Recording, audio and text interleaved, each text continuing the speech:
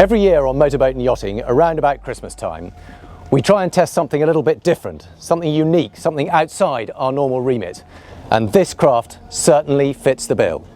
We are down at the Portsmouth Historic Dockyard, where we have been given the opportunity to sea trial Foxtrot 8. Now, Foxtrot 8 is a landing craft, technically known as an LCVP because she is a light landing craft that was one of 4 similar craft on board HMS Fearless.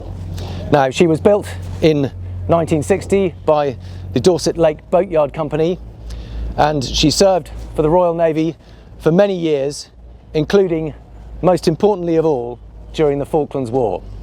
So in May 1982, Foxtrot 8 was lowered from her side davits on board HMS Fearless, packed full of 35 commandos, and she ran in to San Carlos Beach, where she landed the troops on the shore.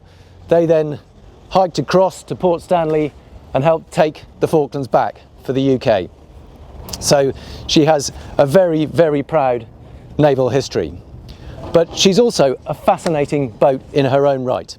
So let me take you on board, show you a few of the features, describe a bit how she was built, and then get the chance to actually take her out into the harbour itself and drive her. Really see what it must have felt like to be on board that boat, assaulting the beach during one of the most memorable wars, certainly of my childhood. So come on board and let's take a look round. So in terms of how she was built, rather amazingly, even though she was used during the Falklands War, it is in fact a wooden hull. So it's a mahogany and oak frame with marine ply skin, and that forms the basis of the hull itself. But then it does have armour plating, so all along the sides, and of course in this tiny little wheelhouse at the end, it has got steel armour plating, bulletproof armour plating, to try and give some protection. But clearly it's not an armed vessel. There are no guns or munitions on board. It is just for getting troops and vehicles ashore. And it works extremely well at that. We've got the platform, the landing platform that goes down onto the beach. You can see the tracks here where vehicles, she was designed to carry a maximum of 2 short wheelbase Land Rovers or 35 troops.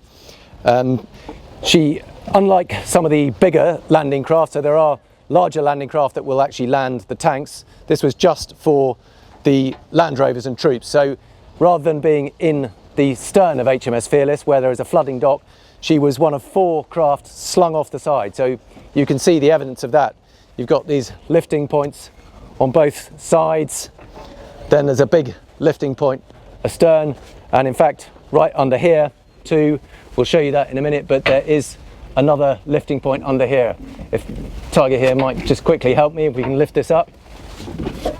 So you can see there is the forward lifting point. So this whole boat would have been slung off the side decks of HMS Fearless. So in original format she would have weighed about 12.5 tons. I think she's a bit heavier now because she's been rigged out and actually made a bit stronger and tougher, but the whole reason was because she was swinging off those davits, she needed to be relatively light at the time. So the helming position is one of the few reinforced parts on the boat. It is just this steel box that you clamber over. There's another little step inside and then drop down into the helm. And you can see that these great big steel plates are on hinges. So when you want to really buckle down, you can pull these down after you. This one swings over. Oh, there's not a lot of room in here and they're super heavy, but you can see you can really tuck down in here. And then I've got the original wheel and some new throttles and new engines, because sadly the original Fodens were completely shot. But you can see how the helmsman can just hunker down, keep themselves as low as possible, and if they really need to, if the boat's being attacked, you can flip down all these little hatches, and there are just some tiny window holes, just some little eye holes down here with sliding sections to them. I don't know if you can see my eyes through here, but I can stick my fingers out And that's literally all there is to it. And you have to try and steer from in here, just peering through those little eye holes. But it's proper claustrophobic. This boat was built for one thing and one thing only, and that is landing troops on the shore. Everything else takes secondary priority. So really, there's not a lot to it.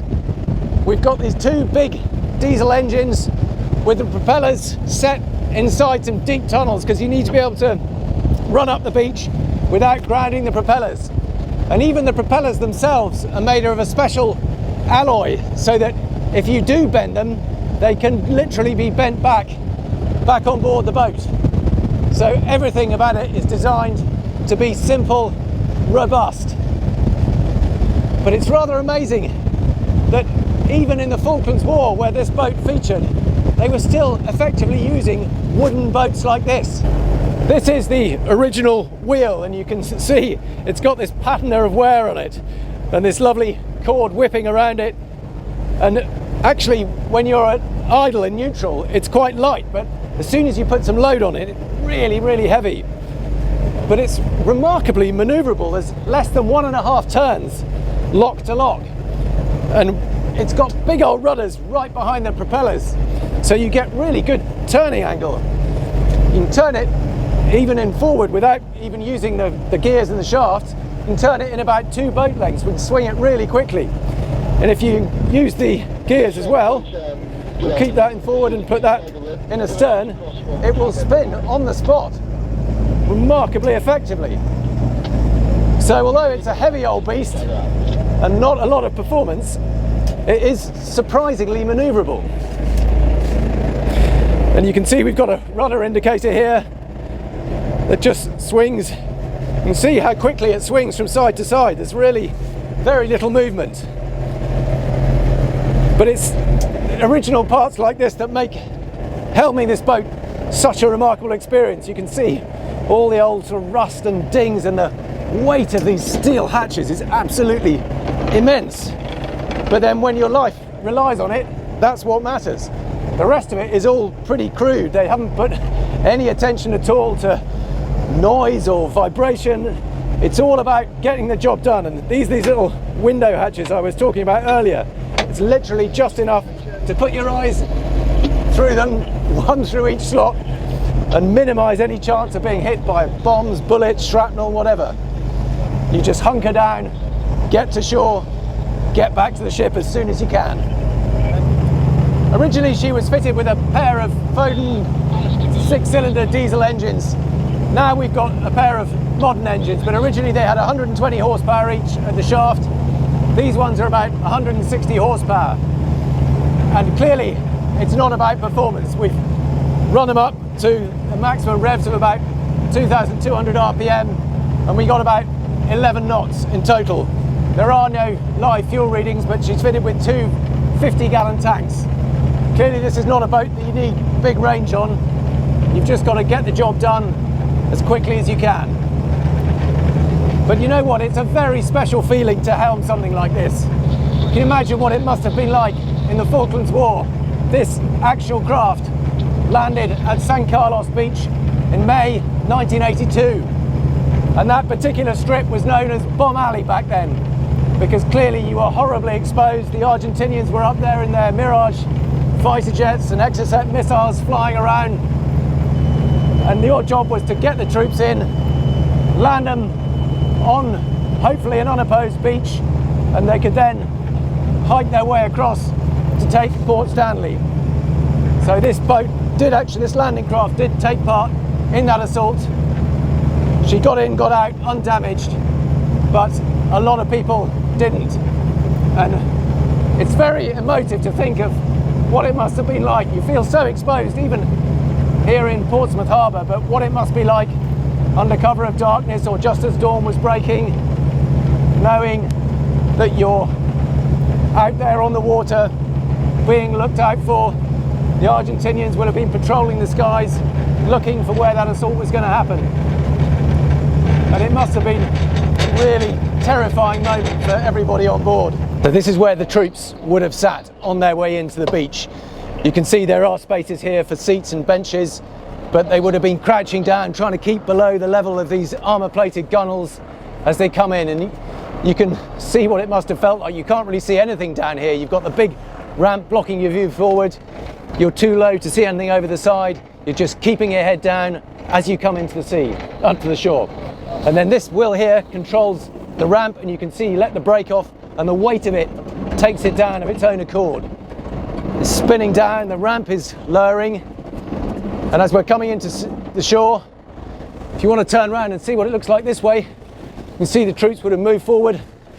The landing platform is down.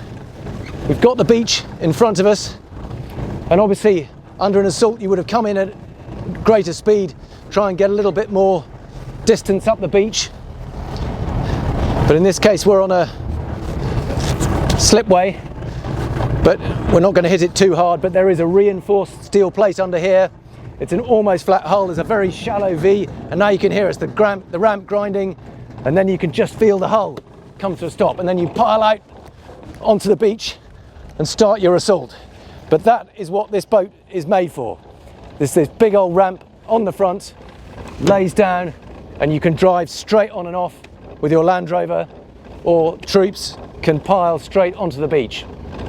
It's all about getting people onto the beach safely. If you've got a nice slipway like this, you don't even get your feet wet.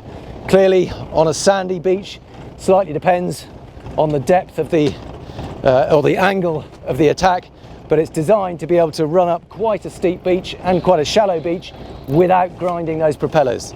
So it gets on far enough to hold it stable, and then as soon as the troops are off, you just back off and go and get the next lot.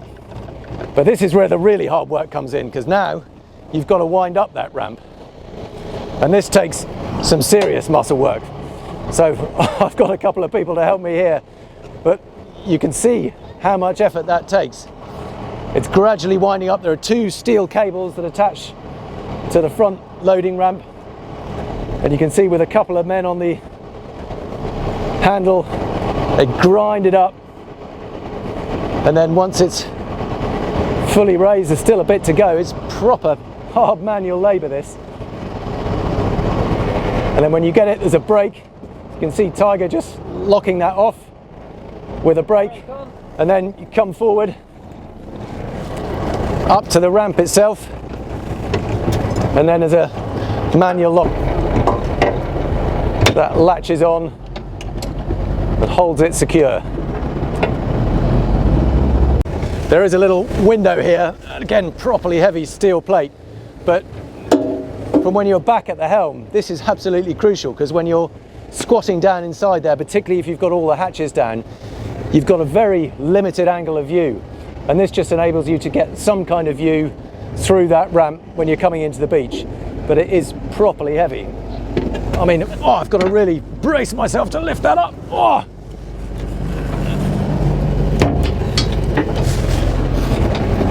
And that's what's rather lovely about this boat. It's just crude, heavy duty, simple, but remarkably effective at what it's designed to do. What a memorable experience that has been. It's such a pleasure and a privilege to experience a craft like this out on the water rather than just in a museum. And the reason we're able to do that is because she has been so beautifully restored. And the story behind that is interesting in itself. It belongs to the Portsmouth Naval Base Property Trust, but they received funding from the Chancellor's LIBOR fund. So the banks, who, when they actually rigged the LIBOR rate, were forced to pay a very large fine, and that money has been redistributed to various charities. And in order to get this back on the water, they actually put some of that money towards the restoration by Landau, who have completely stripped it back, rebuilt it, installed the new engines, and got it back on the water today. And the beauty of that is it means that it's obviously not just me who's able to experience it. The general public are able to come down, they can visit the museums here. They've got all these beautiful historic warships. We've got HMS Warrior and Nelson's flagship HMS Victory, and there are also these small boats. And F8, you can actually go out and take a tour round the harbour for £10 for 20 minutes. They will take you out and you too can experience it.